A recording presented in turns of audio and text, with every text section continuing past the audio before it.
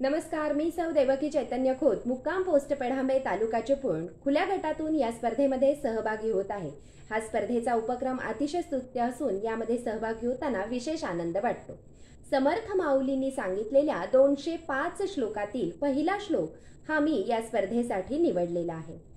गणाधीश जो ईश सर्वा गुणांचा, मुळारंभ आरंभ तो निर्गुणाचा, नमो शारदा मूळ चत्वारवाचा, गमू पंथ आनंत या राघवाचा। समर्थ माऊलींनी मनाच्या श्लोकामध्ये मनाला बोध केला आहे। मन हे असे एक अद्भुत रसायन आहे की जे आपल्या प्रत्येकाच्या आयुष्यामध्ये आढळून येते। या मनामध्ये ज्ञान ग्रहण करण्याची क्षमता आहे आणि याला समर्थ माऊलींनी गणपती असं म्हटलं आहे। मन हे मानवी मनामध्ये जसं विकसित होतं तसं ते संपूर्ण विश्वाला देखील व्यापून राहिलेलं आहे। हे मानवी मन म्हणजे जाणीवेचं व्यक्त रूप आहे। तर जाणीव हे एक प्रकारचं नेटवर्क आहे। या जाणीवेच्या माध्यमातूनच विश्वातल्या सगळ्या घडामोडी घडत असतात।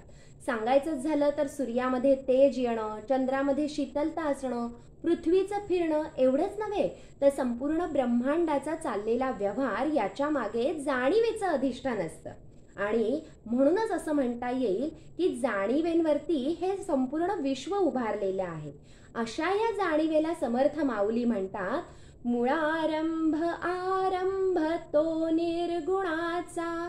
कारण जाणीव निर्माण झाली म्हणून विश्व निर्माण झालं आणि त्याच्या मुळारंभी म्हणजेच सगळ्याच्या अगोदर असणारा गणपती। आजही आपण कोणत्याही शुभ कार्याला जेव्हा सुरुवात करतो तेव्हा गणपती पूजन करतो। गणपती ही बुद्धीची देवता आहे आणि म्हणून त्याचा आशीर्वाद घेऊन आपण ज्ञान प्राप्त करणं गरजेचं आहे। म्हणून समर्थ माऊली पहिल्यांदा गणपतीला वंदन करतात आणि त्याच्याकडून ज्ञान प्राप्त होऊन नुसतं उपयोग नाहीये। कारण गंमत अशी आहे, नुसतं ज्ञान असून उपयोग होत नाही, तर ते व्यवहारात वापरता आलं पाहिजे।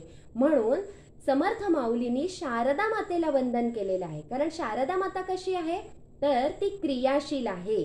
मिळालेलं ज्ञान व्यवहारामध्ये वापरता येणं आवश्यक आहे। त्यालाच चत्वारवाचा असं म्हटलेलं आहे।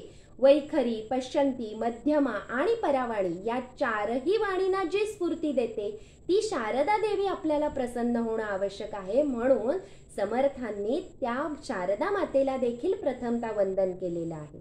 आता गणपती आणि शारदा माता हे प्रसन्न झाले जरी असले तरी व्यवहारामध्ये विश्वामध्ये सगळे व्यवहार कशामुळे चालतात तर वाणीमुळे चालतात। आणि आपल्या बोलण्यामध्ये आणि आचरणामध्ये जेव्हा एकवाक्यता होते तेव्हाच या दोन्ही देवता प्रसन्न होतात। म्हणून शाळेच्या सुरुवातीला सुद्धा आपण सरस्वतीचं पूजन करतो, प्रार्थना म्हणतो आणि मग अभ्यासाला प्रारंभ करतो। अशा या सरस्वतीला आणि गणपतीला आशीर्वाद घेऊन प्राप्त करून घेऊन आपल्याला काय करायचं आहे तर अनंत असा परमात्मा आहे, राघव आहे, त्या अनंत अशा परमात्म्याला आपल्याला जाणून घ्यायचं आहे। अर्थातच हे सगळं करण्यासाठी आपला संपूर्ण मनावरती काय असलं पाहिजे, नियंत्रण असलं पाहिजे, काबू असलं पाहिजे। आणि हे केव्हा होऊ शकतं जेव्हा आपण हे मनाचे सर्व श्लोक जेव्हा पाठ करणार आहोत तेव्हा आपोआपच आपल्या मनावरती आपला संयम निर्माण होणार आहे, काबू निर्माण होणार आहे, नियंत्रण निर्माण होणार आहे। आणि मन ही सगळ्यात चंचल गोष्ट आहे, वेगवान गोष्ट आहे। जेव्हा ते नियंत्रणामध्ये येणार आहे तेव्हा अर्थातच विश्वातल्या साऱ्या गोष्टी आपण प्राप्त करू शकणार आहोत आणि वेगानं त्याचा ध्यास घेऊ शकणार आहोत, त्याचा अभ्यास करू शकणार आहोत। आणि म्हणून आपण सर्वांनी या मनाच्या श्लोकांचं पठण करणं ही अत्यंत आवश्यक गोष्ट आहे। तर आणि तरच या देहाचा जन्माचं जे सार्थक आहे की जो अनंत असणारा परमात्मा आपल्याला प्राप्त करायचा आहे ते साध्य होणार आहे। आणि त्याची सगळ्यात पहिली पायरी आहे ती म्हणजे मनाला नियंत्रणात आणणं। आणि म्हणून त्यासाठी समर्थ माऊलींनी सांगितलेल्या या मनाच्या श्लोकांचं पठण करणं आणि मुख्य म्हणजे आचरणात आणणं ही आपली प्रत्येकाची जबाबदारी आहे। एवढं बोलते आणि मी माझ्या वाणीला विराम देते। धन्यवाद।